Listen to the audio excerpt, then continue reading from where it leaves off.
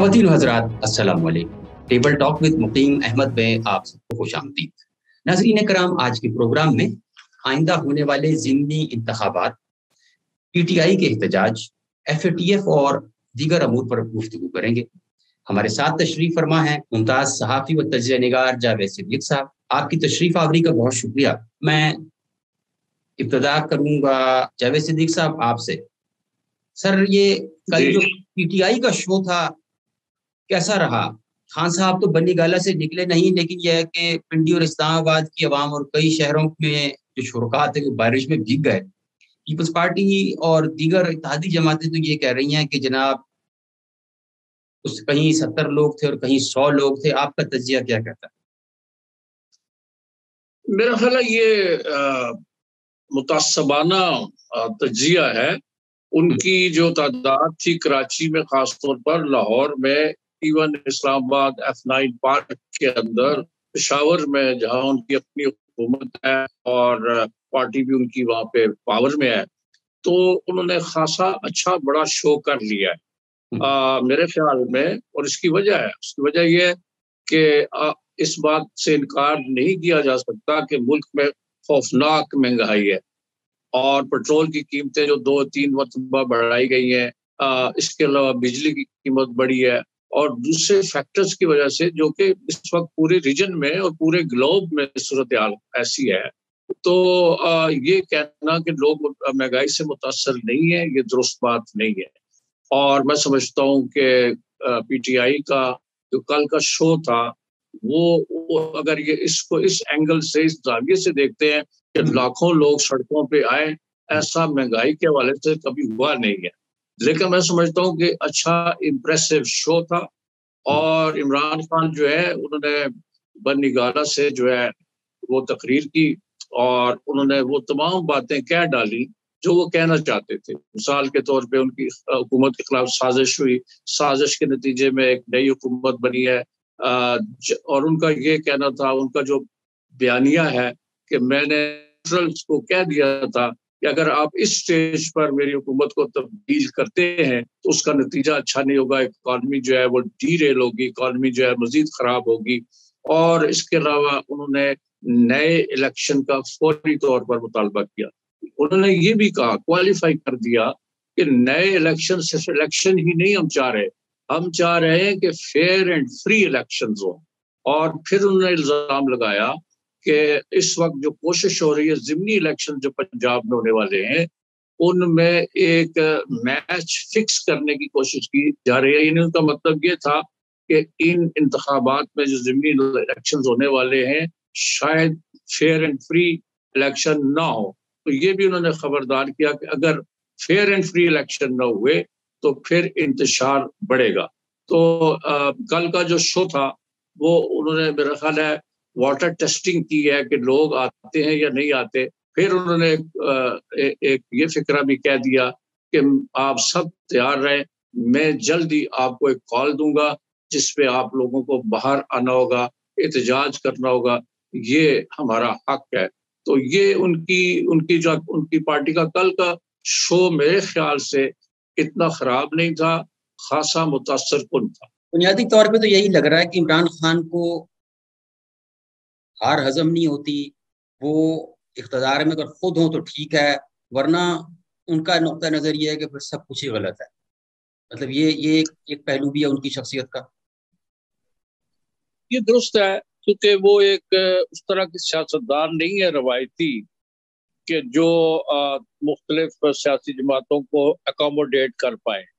उनकी एक single track policy है और वो एक अपना परसेप्शन बना चुके हैं कि जो पहले हुकूमतें रही हैं, यानी पीपल्स पार्टी और मुस्लिम लीग, ये दोनों करप्ट हुकूमतें थी और उन्होंने बार बार, ये उनका मौक़िफ़ है और इल्ज़ाम है कि इन्होंने बड़ी लूट मार की है, असासे बनाए हैं, पाकिस्तान से पैसा लेकर बाहर जमा कर दिया है, बाहर इनके असासे हैं। तो इसलिए उनके बकौल, यानी इमरान खान के बकौल, ये जो जमातें और इनके लीडर हैं ये कमज़ोर हैं और ये बैरूनी डिक्टेशन एक्सेप्ट करते हैं, कबूल करते हैं। जबकि उनका ये अपना मौक़िफ़ है, वो समझते हैं कि वो एक प्योर पाकिस्तानी लीडर है ان کے باہر اثاثے نہیں ہیں اور وہ پاکستان میں ہی رہیں گے، اور ان کا کہنا ہے کہ میرا مرنا جینا پاکستان کے لیے ہے، لہٰذا میں یہی رہوں گا اور میں اس ملک کے لیے جیوں اور مروں گا، جبکہ باقی کے بارے میں ان کا خیال ہے کہ وہ ان کے اثاثے نہ صرف اثاثے باہر ہیں، ان کے مفادات بھی بیرونی ملک سے وابستہ ہیں۔ جاوید صدیق صاحب، جی، سابق صدر آصف زرداری وہ لاہور آ کے بیٹھ گئے ہیں بقول ان کے کہ اب جو اگلی حکومت ہے اس میں سے میں اپنا حصہ بلکہ حکومت بناؤں گا، اور 110% کے چانسز انہوں نے ظاہر کر دیے ہیں کہ اگلی حکومت جو ہے وہ پاکستان پیپلز پارٹی کی ہوگی۔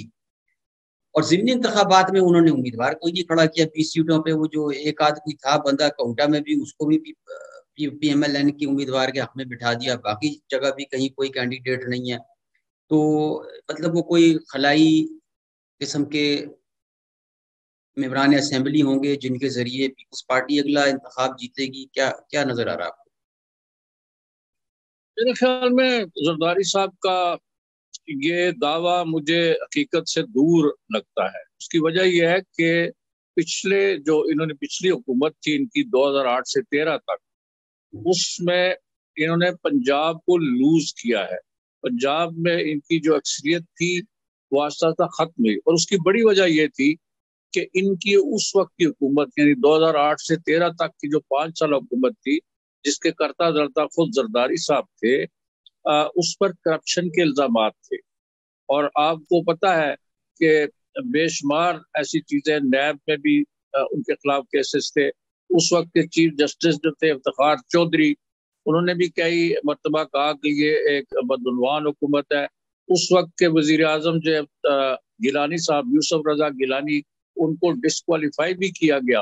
سب چیزیں ہوتی رہی، اور ان کی وجہ سے جو عوامی پرسپشن یا رائے تھی وہ یہ تھی کہ پیپلز پارٹی کی حکومت جو ہے it is not an honest government, اور جو آنےسٹی کا ایک تصور ہوتا ہے وہ اس حکومت سے بہت دور ہے۔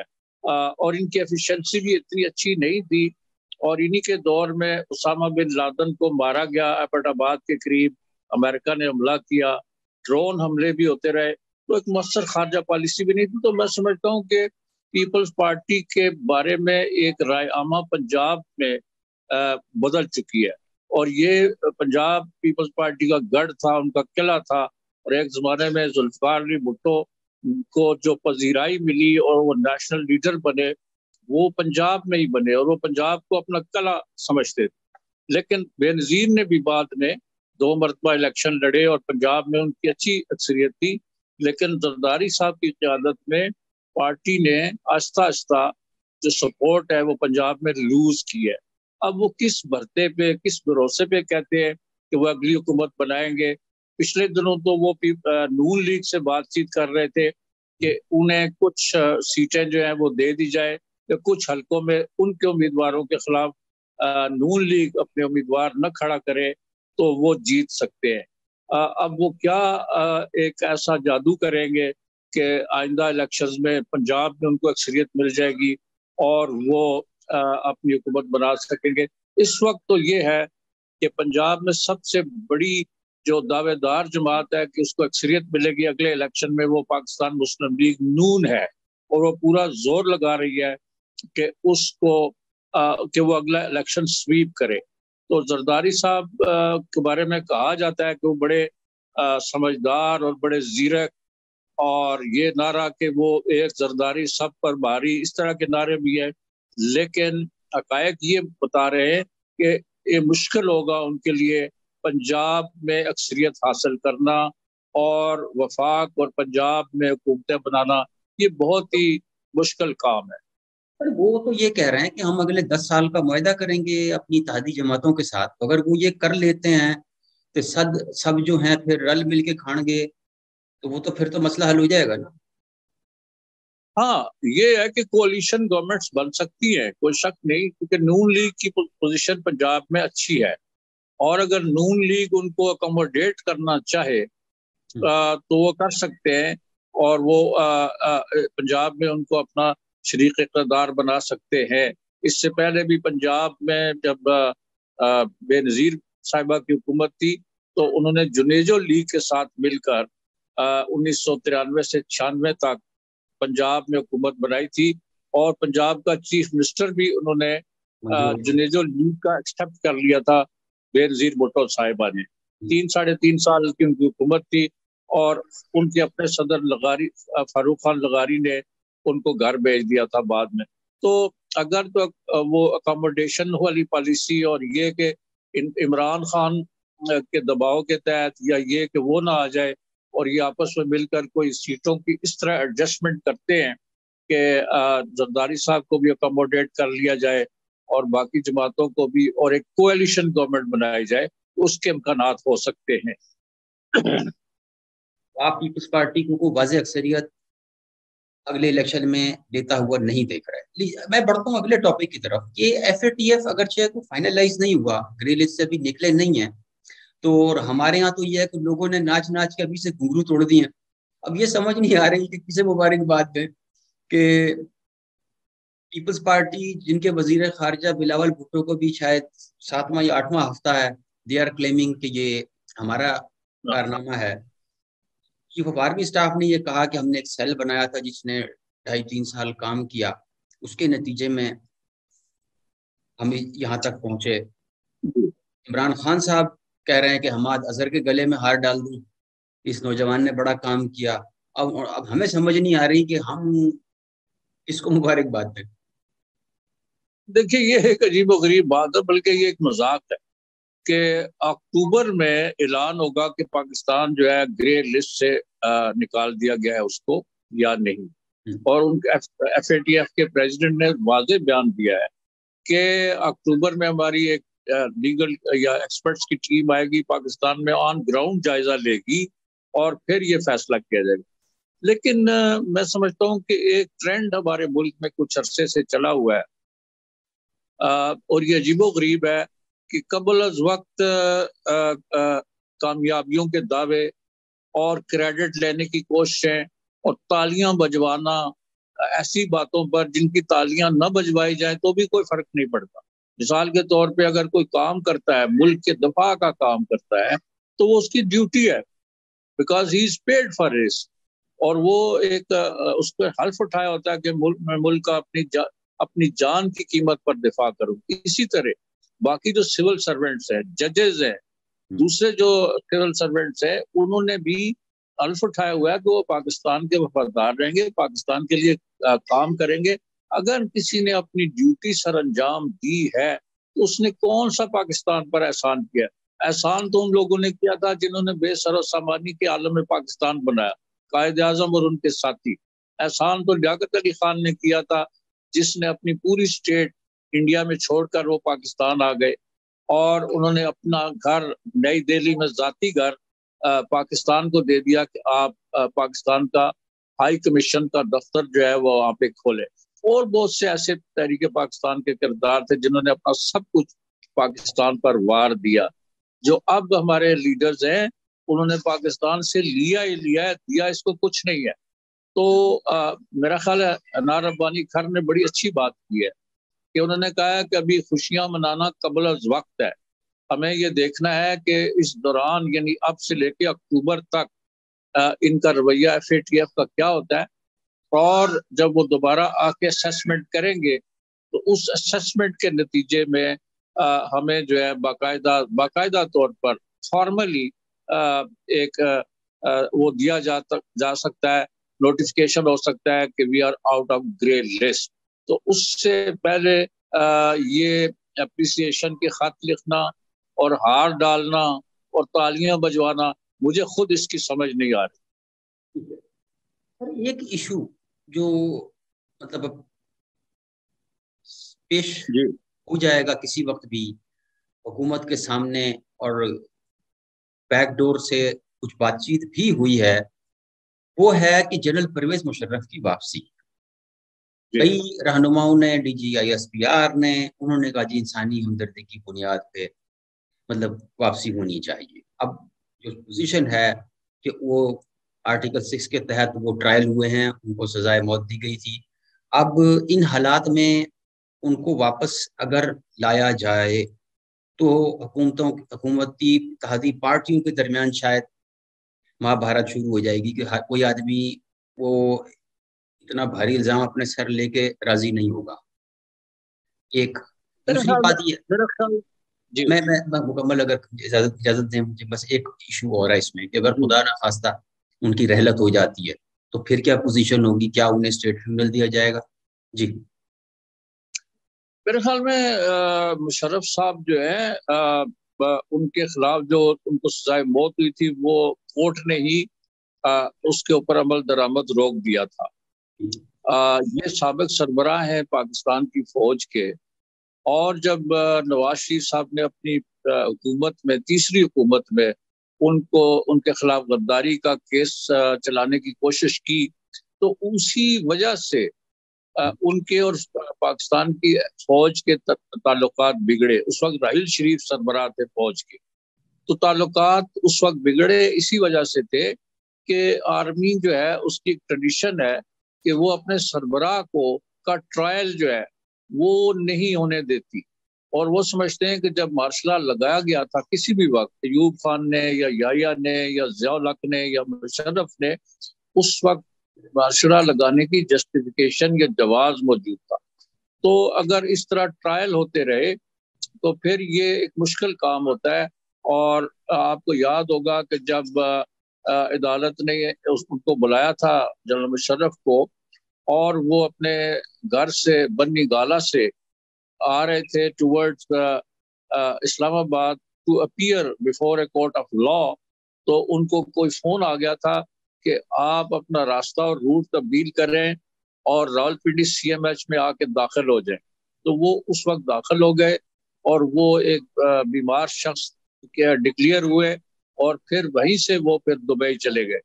تو یہ میں سمجھتا ہوں کہ اب تو ان کے سب سے بڑے مخالف، اور جن کو انہوں نے حکومت سے نکال باہر کیا اور پھر سعودی عرب بھیج دیا تھا 10 سال کے لیے، یعنی نواز شریف، وہ بھی کہتے ہیں کہ جی میرا ان کے کوئی ذاتی جھگڑا نہیں ہے، اگر وہ آنا چاہیں تو ویلکم، ان کو پاکستان آنے دیا جائے. جہاں تک فوج کا تعلق ہے، وہ تو چاہتے ہیں کہ اگر وہ آنا چاہتے ہیں واپس پاکستان تو ویلکم. اور ایک اطلاع یہ ہے کہ پاکستان آرمی کی ایک ایئر ایمبولینس بھی تیار ہے، اگر مشرف صاحب چاہے تو وہ ایئر ایمبولینس ان کو واپس لے آئے گی. اور میرا نہیں خیال کہ کوئی ان کا ٹرائل ہوگا یا ان کے خلاف کوئی ایسی بات ہوگی. حالات بدل چکے ہیں اور بہت سا پانی پلوں کے نیچے سے گزر چکا ہے. خود نواز شریف صاحب جو ہیں وہ ایک ڈیل کر کے بیرون ملک گئے ہوئے ہیں، حالانکہ وہ سزا یافتہ بھی ہیں. تو یہ تمام چیزیں ایک عجیب ٹرن لے چکی ہیں، اور جنرل مشرف کو اب ایک نیا، میرا خیال ہے وہ مسئلہ نہیں کھڑا کرنے دیں گے فوج بھی، اور سیاسی حکومت بھی ایسا نہیں کرے گی تاکہ معاملات بہت زیادہ پیچیدہ نہ ہو جائیں. تو ان کا آنا جو ہے، مجھے لگتا ہے کہ اگر وہ چاہیں گے، ابھی تو انہوں نے کہا ہے کہ ان کو فی الحال وہ نہیں آنا چاہتے، پاکستان میں ادویات اویلیبل نہیں ہے، اور جس طرح کا علاج وہ کروا رہے ہیں دبئی میں، ایسا علاج بھی پاکستان میں ممکن نہیں ہے. تو شاید ابھی بہت جلد وہ نہ آئے، لیکن ان کے راستے میں اب پاکستان واپسی کے سلسلے میں کوئی رکاوٹ مجھے نظر نہیں آتی. جی سر، یہ کل راؤ انوار دا فیمس پولیس آفیسر کا ایک انٹرویو چلا، انہوں نے اس میں مرحوم اللہ مغفرت فرمائے رحمان ملک صاحب، سابق وزیر داخلہ کے اوپر کئی سوالات اٹھا دیے.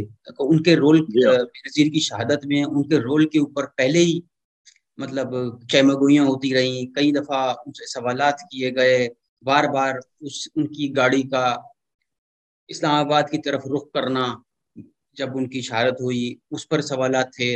اور اب یہ انہوں نے کہا کہ ایک نیا پڈورا باکس کھول دیا کہ جناب وہ ان کے قبضے میں یا ان کی کسٹڈی میں بے نظیر صاحبہ کے 2 فون تھے جو 3 سال تک ان کے پاس رہے، اور انہوں نے وہ تحقیقاتی ٹیم کو نہیں دی.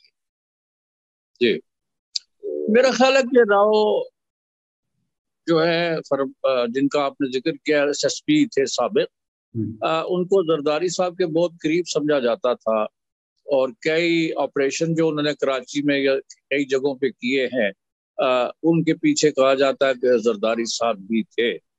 یہ بات انہوں نے کی ہے کہ جو رحمان ملک ہے انہوں نے ان کو بہت سی انسٹرکشنز دی اور کئی چیزیں انہوں نے رکھوائی، اور یہ ٹیلی فون کا تذکرہ آپ نے کیا، یہ بھی انہوں نے بالکل کہا ہے. لیکن مجھے یہ لگ رہا ہے کہ پیپلز پارٹی جو ہے وہ اپنے دور اقتدار میں، جبکہ وہ سیاہ و سفید کے مالک تھے، یعنی 2008 سے 2013، تو ان کو مخالفین جو ہے وہ کہتے رہے کہ آپ کیوں نہیں انویسٹیگیشن کرواتے، آپ کیوں نہیں کمیشن بنواتے جوڈیشل جو اس کی انکوائری کرے. اور پیپلز پارٹی نے وہاں لیت و لال کا کام کیا اور لیت و لال سے کام لیا اور لیپا پوتی کرتے رہے. کوئی کلیئر سٹانس انہوں نے نہیں لیا اور نہ کوئی انویسٹیگیشن کروائی کہ پیپلز بے نظیر بھٹو صاحبہ کا اصل قاتل کون ہے، اس کے کیا محرکات تھے. اب تو پیپلز پارٹی کے کئی لیڈر جو ہیں وہ جنرل مشرف کو کہتے ہیں کہ وہ ذمہ دار ہیں بے نظیر کے قتل کے. تو اگر یہ پنڈورا باکس وہ دوبارہ کھولنا چاہتے ہیں، کئی پولیس افسروں کو اس معاملے میں سزا بھی ہوئی، وہ رہا بھی ہو گئے، اور میرا نہیں خیال کہ اب یہ اس پولیس آفیسر کے بیانات کے نتیجے میں کوئی نئی انویسٹیگیشن شروع ہوگی. اور یہ ایک بیان تو انہوں نے ٹی وی انٹرویو میں دے دیا، لیکن مجھے نہیں لگ رہا کوئی پیپلز پارٹی اتنی سیریس ہے کہ وہ اس کو ری انویسٹیگیٹ کروائے گی سارے معاملے کو، اور وہ فون تلاش کیے جائیں گے اور بلیک بری یا جو بھی فون تھے اور ایک انویسٹیگیشن ہوگی. مجھے اس کے امکانات نہیں لگتے. اچھا، آپ کا بہت وسیع تجربہ ہے صحافت کا، آپ نے پاکستان کی سیاست کو، طاقت کے ایوانوں کو بڑے قریب سے دیکھا، رپورٹ کیا، ابھی بھی لکھتے ہیں، پروگرامز کرتے ہیں. میں آپ سے یہ جاننا چاہوں گا کہ پی ڈی ایم کی جو حالیہ حکومت ہے، کیا یہ جلدی انتخابات کی طرف چلی جائے گی، اور یا آپ انتخابات اس کے مقررہ وقت پر ہوتے دیکھ رہے ہیں؟ میرا خیال ہے کہ ان کی جو اپنی اسٹریٹجی ہے وہ یہ ہے کہ اکنامکلی سچویشن سٹیبل ہو اور ان کو کوئی بیرونی امداد مل جائے. خاص طور پر وہ توقع لگائے ہوئے امریکہ سے کہ امریکہ اگر انہیں کوئی امداد دے معاشی یا کوئی پیکیج منظور کروائے through other countries, through I M F, through Saudi Arabia اور تھرو یو اے ای، تو شاید وہ مہنگائی پہ قابو پا لے اور کچھ لوگوں کو ریلیف دیں، پھر الیکشن لڑے. جو موجودہ 4-5-6 ماہ یہ سال ہے، اس سال میں الیکشن کرانا ان کے لیے خودکشی کے مترادف ہوگا، چونکہ اتنی مہنگائی ہو چکی ہے اور اتنی قلت ہے چیزوں کی. اور آپ تو جانتے ہیں، آپ یو کے میں ہیں، کہ جو روس یوکرین کی لڑائی ہے اس کے نتیجے میں غذائی بحران پیدا ہو گیا، اور یو این نے، یونائیٹڈ نیشن کے سیکرٹری جنرل نے کہا کہ پوری دنیا غذائی بحران کی لپیٹ میں آ سکتی ہے. پاکستان کو اس وقت 25 سے 30 لاکھ ٹن گندم کی ضرورت ہے، اور وہ نقد پیسے دے کے پاکستان خریدے گا، اس کے لیے اربوں ڈالر چاہیے. تیل پاکستان خرید رہا ہے، اور لگتا یہ ہے کہ تیل خریدنے کے لیے بھی ان کے پاس پیسے نہیں ہیں، لیکن وہ سعودی عرب اور کویت وغیرہ سے مؤخر ادائیگیوں کی بنیاد پر تیل لے رہے. تو یہ بڑی نازک صورتحال ہے، اور اس میں اگر وہ الیکشنز کرواتے ہیں اور جس طرح کے جذبات اس وقت لوگوں کے، اور عمران خان نے ان جذبات کو مزید ابھارا ہے، تو یہ ان کو خدشہ ہے کہ کہیں یہ رائے عامہ ان کے خلاف چلی جائے گی اور وہ الیکشن جیت نہیں پائیں گے. ان کی کوشش یہ ہے کہ کم از کم ان کو اگست 2023 تک، اگلے سال تک ان کو مہلت دی جائے، اور وہ توقع کر رہے ہیں، مختلف توقعات سے وابستہ ہیں، وہ کر رہے ہیں لوگوں سے، ملکوں سے، کہ وہاں سے کوئی امداد ملے گی، تیل شاید بین الاقوامی مارکیٹ میں سستا ہو جائے اور وہ ریلیف دینا شروع کر دے، تیل پاکستان میں پھر سستا ہو جائے، کوئی غذائی بحران بھی کوئی کم ہو جائے، قیمتیں نیچے آ جائیں، تو وہ الیکشن لڑ کے کریڈٹ کلیم کر سکیں کہ انہوں نے پاکستان کے لوگوں کو ایک جو ہے ریلیف دیا ہے. تب وہ الیکشن لڑیں گے، اس سے پہلے وہ نہیں لڑیں گے. اور جو ان کو بیک کرتے ہیں، ان کی پشت پہ ہیں، میری مطلب ہے اسٹیبلشمنٹ، وہ بھی نہیں چاہتی کہ جو یہ حکومت آئی ہے یہ بالکل وائپ آؤٹ ہو جائے اور عمران خان ایک بڑی اکثریت کے ساتھ واپس آ جائے. یہ ان کے لیے سود مند نہیں ہوگا. لہذا وہ بھی کوشش کر رہے ہیں کہ یہ حکومت جو ہے کچھ عرصے تک مزید رہے. آپ کی رائے میں یہ جو سبسڈی دی تھی عمران خان کی حکومت نے پیٹرول پر، ڈیزل پر اور بجلی پر، کیا جس طرح یہ پورٹری کر رہے ہیں یا جس طرح آرگو ہو رہا ہے کہ انہوں نے بارودی سرنگیں بچھا دی تھیں، کیا آپ سمجھتے ہیں کہ انہوں نے واقعی حکومت جاتا دیکھ کر بارود پھینکا اور نکل گئے؟ میرا خیال ہے یہ درست بات ہے، کیونکہ اس وقت بھی صورتحال بہت نازک تھی اور اس وقت پیٹرول کی قیمت کم کرنے کا بظاہر کوئی جواز نظر نہیں آتا تھا. تو انہوں نے ایک ریلیف دے کے ایک تو اپنے لیے سمپتھی یا ہمدردی کریٹ کی، اور دوسرا ظاہر ہے کہ ان آنے والی حکومت کے لیے انہوں نے مشکلات کھڑی کرنے کی کوشش کی ہے. یہ تو بالکل درست بات ہے، ورنہ جس طرح انہوں نے پیٹرول کی قیمت اور بجلی کی قیمت کم کی، وہ اس مرحلے پر کوئی معاشی جواز نظر نہیں آتا تھا کہ وہ یہ ریلیف دیں گے. صرف اور صرف پولیٹیکل فیصلہ تھا، اور وہ یہ کہ ایک تو لوگوں کو خوش کیا جائے، اور دوسرا یہ کہ جو آنے والی حکومت ہے اس کے لیے مسائل کھڑے کیے جائیں. ورنہ کوئی معاشی جواز یا اکنامک جسٹیفیکیشن نہیں تھی اس وقت بھی تیل کی قیمتیں کم کرنے کی. بہت شکریہ خواتین حضرات، امید کرتا ہوں کہ یہ پروگرام آپ کو پسند آئے گا. اگلے پروگرام تک اجازت دیجیے، تب تک اللہ حافظ.